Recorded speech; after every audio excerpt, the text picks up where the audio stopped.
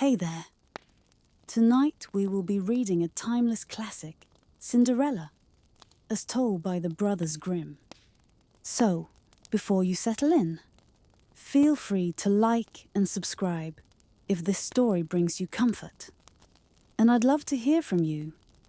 Let me know in the comments where you're listening from and what time it is. It's always special to see how far this little library reaches. Now find a comfortable spot, take a deep breath, and let this gentle tale carry you into a peaceful night's sleep. There was once a rich man whose wife lay sick, and when she felt her end drawing near, she called to her only daughter to come near her bed and said, "Dear child, be pious and good, and God will always take care of you. And I will look down upon you from heaven and will be with you." And then she closed her eyes and expired. The maiden went every day to her mother's grave and wept, and was always pious and good. When the winter came, the snow covered the grave with a white covering. And when the sun came in the early spring and melted it away, the man took to himself another wife. The new wife brought 2 daughters home with her, and they were beautiful and fair in appearance, but at heart were black and ugly. And then began very evil times for the poor stepdaughter. "Is the stupid creature to sit in the same room with us?" said they. "Those who eat food must earn it. Out upon her for a kitchen maid." They took away her pretty dresses, and put on her an old grey kirtle, and gave her wooden shoes to wear. "Just look now at the proud princess, how she is decked out," cried they laughing, and then they sent her into the kitchen. There she was obliged to do heavy work from morning to night, get up early in the morning, draw water, make the fires, cook and wash. Besides that, the sisters did their utmost to torment her, mocking her, and strewing peas and lentils among the ashes, and setting her to pick them up. In the evenings, when she was quite tired out with her hard day's work, she had no bed to lie on, but was obliged to rest on the hearth among the cinders. And as she always looked dusty and dirty, they named her Cinderella. It happened one day that the father went to the fair, and he asked his 2 stepdaughters what he should bring back for them. "Fine clothes," said one. "Pearls and jewels," said the other. "But what will you have, Cinderella?" said he. "The first twig, father, that strikes against your hat on the way home. That is what I should like you to bring me." So he bought for the 2 stepdaughters fine clothes, pearls and jewels, and on his way back, as he rode through a green lane, a hazel twig struck against his hat, and he broke it off and carried it home with him. And when he reached home, he gave to the stepdaughters what they had wished for, and to Cinderella he gave the hazel twig.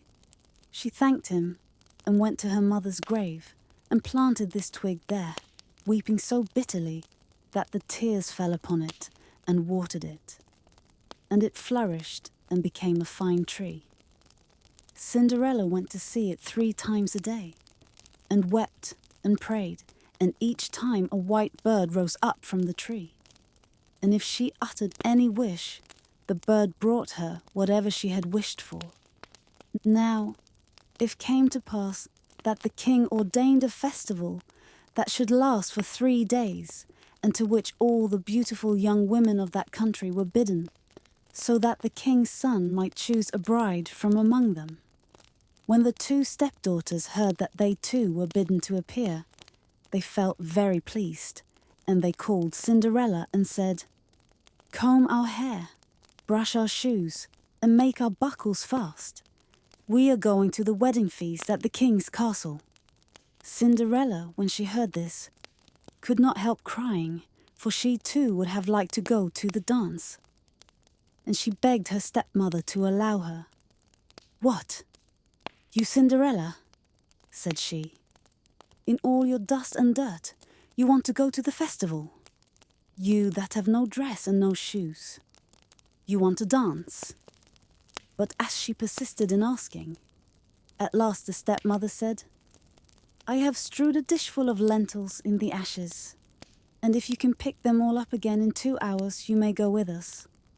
Then the maiden went to the back door that led into the garden and called out, "O gentle doves, O turtle doves, and all the birds that be, the lentils that in ashes lie, come and pick up for me. The good must be put in the dish, the bad you may eat if you wish." Then there came to the kitchen window 2 white doves, and after them some turtle doves, and at last a crowd of all the birds under heaven, chirping and fluttering, and they alighted among the ashes. And the doves nodded with their heads, and began to pick, peck, pick, peck. And then all the others began to pick, peck, pick, peck, and put all the good grains into the dish. Before an hour was over, all was done, and they flew away. Then the maiden brought the dish to her stepmother, feeling joyful, and thinking that now she should go to the feast. But the stepmother said, "No, Cinderella, you have no proper clothes, and you do not know how to dance, and you would be laughed at." And when Cinderella cried for disappointment, she added, "If you can pick 2 dishes full of lentils out of the ashes, nice and clean, you shall go with us." Thinking to herself, "For that is not possible." When she had strewed 2 dishes full of lentils among the ashes, the maiden went through the back door into the garden and cried, "O gentle doves, O turtle doves, and all the birds that be, the lentils that in ashes lie, come and pick up for me. The good must be put in the dish, the bad you may eat if you wish." So there came to the kitchen window 2 white doves, and then some turtle doves, and at last a crowd of all the other birds under heaven, chirping and fluttering, and they alighted among the ashes. And the doves nodded with their heads and began to pick, peck, pick, peck, and then all the others began to pick, peck, pick, peck, and put all the good grains into the dish. And before half an hour was over, it was all done, and they flew away. Then the maiden took the dishes to the stepmother, feeling joyful and thinking that now she should go with them to the feast. But she said, "All this is of no good to you. You cannot come with us, for you have no proper clothes, and cannot dance. You would put us to shame." Then she turned her back on poor Cinderella and made haste to set out with her 2 proud daughters. And as there was no one left in the house, Cinderella went to her mother's grave under the hazel bush and cried, little tree, shake over me, that silver and gold may come down and cover me." Then the bird threw down a dress of gold and silver and a pair of slippers embroidered with silk and silver, Serenia. And in all haste she put on the dress and went to the festival. But her stepmother and sisters did not know her, and thought she must be a foreign princess. She looked so beautiful in her golden dress. Of Cinderella they never thought at all, and supposed that she was sitting at home, arid, picking the lentils out of the ashes. The king's son came to meet her, and took her by the hand and danced with her. And he refused to stand up with anyone else, so that he might not be obliged to let go her hand. And when anyone came to claim it, he answered, "She is my partner." And when the evening came, she wanted to go home, but the prince said he would go with her to take care of her, for he wanted to see where the beautiful maiden lived. But she escaped him and jumped up into the pigeon house.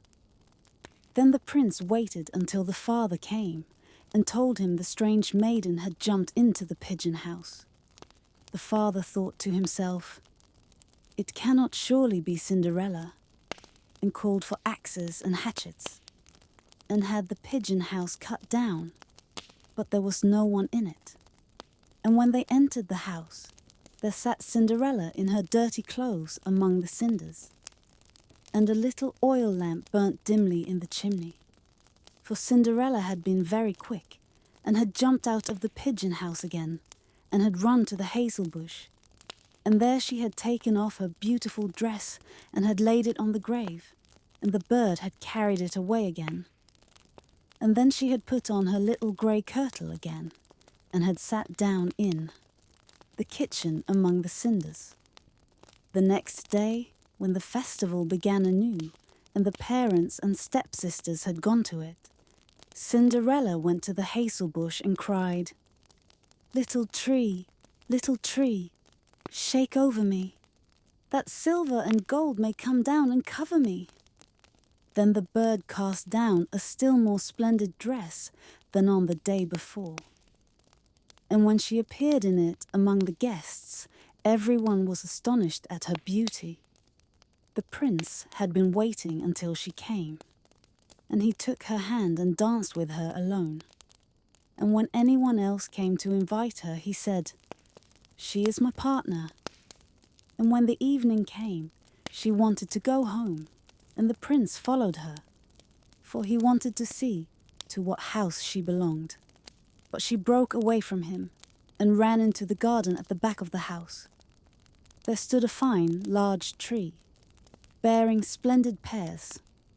She leapt as lightly as a squirrel among the branches, and the prince did not know what had become of her. So he waited until the father came, and then he told him that the strange maiden had rushed from him, and that he thought she had gone up into the pear tree.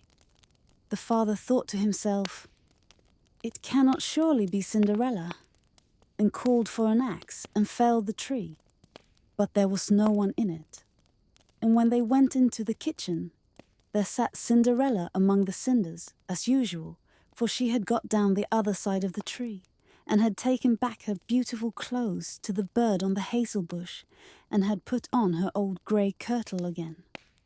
On the third day, when the parents and the stepchildren had set off, Cinderella went again to her mother's grave, and said to the tree, little tree, shake over me, that silver and gold may come down and cover me." Then the bird cast down a dress, the like of which had never been seen for splendour and brilliancy, and slippers that were of gold. And when she appeared in this dress at the feast, nobody knew what to say for wonderment. The prince danced with her alone, and if anyone else asked her, he answered, "She is my partner." And when it was evening, Cinderella wanted to go home, and the prince was about to go with her, when she ran past him so quickly that he could not follow her. But he had laid a plan, and had caused all the steps to be spread with pitch, so that as she rushed down them, the left shoe of the maiden remained sticking in it. The prince picked it up, and saw that it was of gold, and very small and slender. The next morning, he went to the father and told him that none should be his bride, save the one whose foot the golden shoe should fit. Then the two sisters were very glad, because they had pretty feet. The eldest went to her room to try on the shoe, and her mother stood by. But she could not get her great toe into it, for the shoe was too small. Then her mother handed her a knife, and said, "Cut the toe off, for when you are queen, you will never have to go on foot." So the girl cut her toe off, squeezed her foot into the shoe, concealed the pain, and went down to the prince. Then he took her with him on his horse as his bride, and rode off. They had to pass by the grave, and there sat the two pigeons on the hazel bush and cried, "There they go, there they go! There is blood on her shoe. The shoe is too small. Not the right bride at all." Then the prince looked at her shoe, and saw the blood flowing, and he turned his horse round and took the false bride home again, saying she was not the right one, and that the other sister must try on the shoe. So she went into her room to do so. and got her toes comfortably in, but her heel was too large. Then her mother handed her the knife, saying, "Cut a piece off your heel. When you are queen, you will never have to go on foot." So the girl cut a piece off her heel and thrust her foot into the shoe, concealed the pain, and went down to the prince, who took his bride before him on his horse and rode off. When they passed by the hazel bush, the two pigeons sat there and cried, "There they go, there they go! There is blood on her shoe. The shoe is too small. Not the right bride at all." Then the prince looked at her foot and saw how the blood was flowing from the shoe and staining the white stocking. And he turned his horse round and brought the false bride home again. "This is not the right one," said he. "Have you no other daughter?" "No," said the man. "Only my dead wife left behind her a little stunted Cinderella. It is impossible that she can be the bride." But the king's son ordered her to be sent for, but the mother said, "Oh no, she is much too dirty. I could not let her be seen."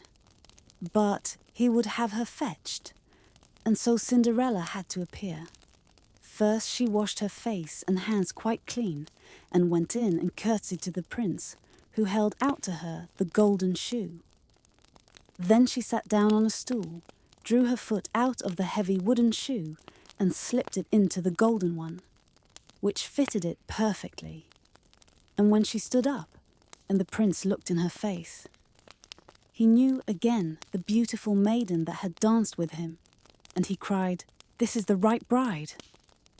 The stepmother and the two sisters were thunderstruck and grew pale with anger. But he put Cinderella before him on his horse and rode off.